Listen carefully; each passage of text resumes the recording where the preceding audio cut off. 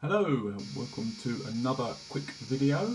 This, as you can see, is Future Games, which was a game by Mastertronic. There's the cover, Future Games, nice cover there, I think by Mark Brady, who did a lot of the sci-fi type covers.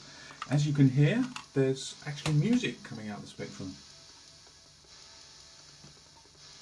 And it's pretty amazing music too. This is not on a 128K Specky, it's on a 48K model, and Tim Follin, who's the guy behind the music here. The game was coded by Mike Follin, which I believe was his dad.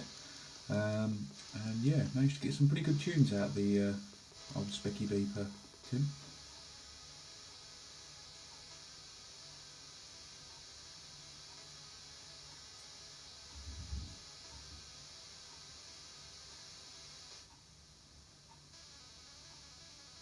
Yep, so there you go, Future Games, basically a riff on Daley Thompson's Decathlon and Hypersports, those sort of games, track and field type games, except it put it into the future, excuse me, and gave it a sci-fi twist. It's got a bit of a sense of humour as well, this game. I'm going to have a look at the various stages in part 1, which is what I've got loaded here, and then another vid I'll do part 2. So let's have a go first. You can practice all the events, so we'll do that. This is event number 1. Another nice little ditty there. Right, and yeah, this is probably one of the weakest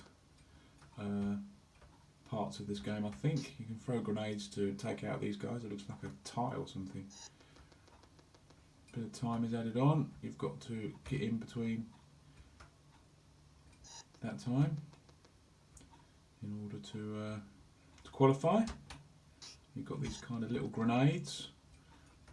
Doesn't look like a particularly tough qualifying round here, but I believe I have got to get back as well, so maybe as the time ticks away. This is proving a little bit difficult to get past this puzzle. A bit unfair. Maybe this is a bit trickier than I first thought. There we go. Having got past that, I get trapped by a robot. Anyway, ever onwards. So yeah, this game was from Mastertronic, so it would have cost $1.99. I remember getting it back in the day. Rather incongruous spider there. Oh. It's quite tricky getting past some of these. I'm sure there's a knack. I'm sure I managed to do this fairly comfortably back in the day. That looks just like a strange hand coming up out of the floor there. A bit dodgy. So we have to kind of make our way across here. As you can see, the indicator at the bottom is showing us how far we've come. Strange vibrating thing. Some of these obstacles are a lot easier than others. Aha, and here we are. And we have to enter the code in the computer there and then make our way back. So as long as we do it fairly quickly, the robots are still going that direction, I should be good to go here.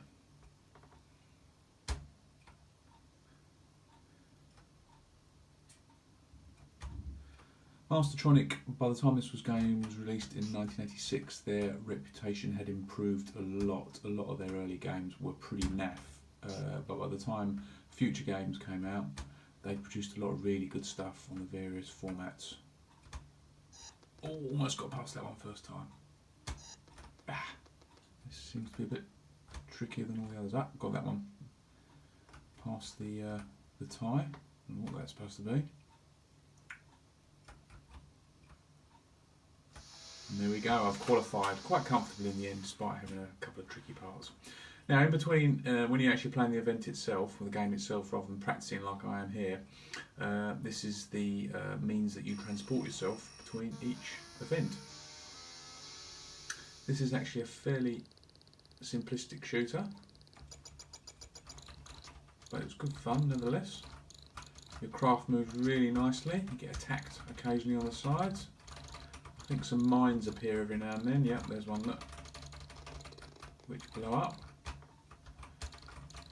And obviously the higher up you go up the screen, the more hazardous it is. But the faster you get to your destination. Oh, oh. So this is really quite nifty. It moves really quickly, your spaceship or land cruiser, whatever you're piloting. Lots of shooting to be done, but not a lot of variation to this. But as I suppose a little joining section, it's quite good.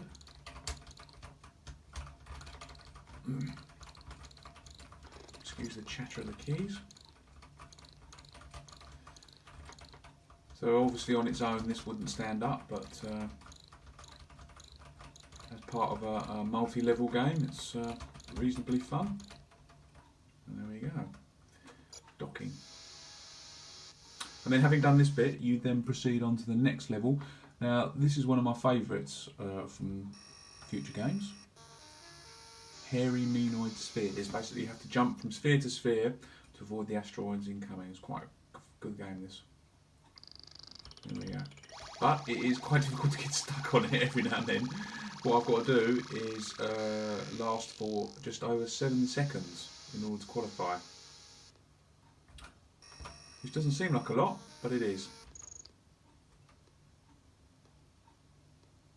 Here we go. Oh, just caught me that one. Ah. So you can see there I didn't even last 1 second. So a bit tricky this game, but it's quite good fun this once you get into the mode and the excitement of jumping from asteroid to asteroid. Here we go. Let's have another try.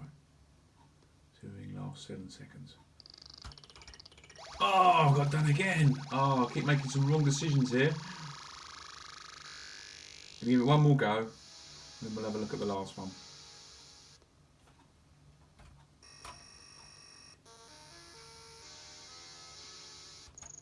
Here we go.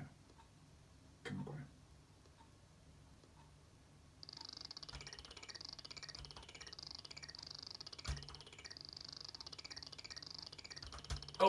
Oh, made a wrong decision there to go into the middle one. I assume that it's best to go to the middle one, as you've got options then, but not when there's an asteroid coming. So, oops, he's dead. Right, the last event on this one, it's another shoot 'em up. Or blast 'em up, as it says here. Now, those of you who were fans of the Commodore 64 might find this rather familiar. It is, of course, a take on Drop Zone, famous game for the Commodore 64, which never actually made it onto the Spectrum, but this is very reminiscent of Drop Zone. Not quite as complex. The job here is just to shoot all these bad guys. You can see them on the radar. Not that easy to shoot, actually. They're very colourful when you shoot them. And I think when you've done that, the level is over. So we've got a couple more to get. See if we can catch up with this one.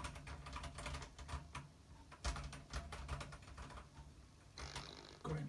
One more to get. Here we go. Oh, they all come again.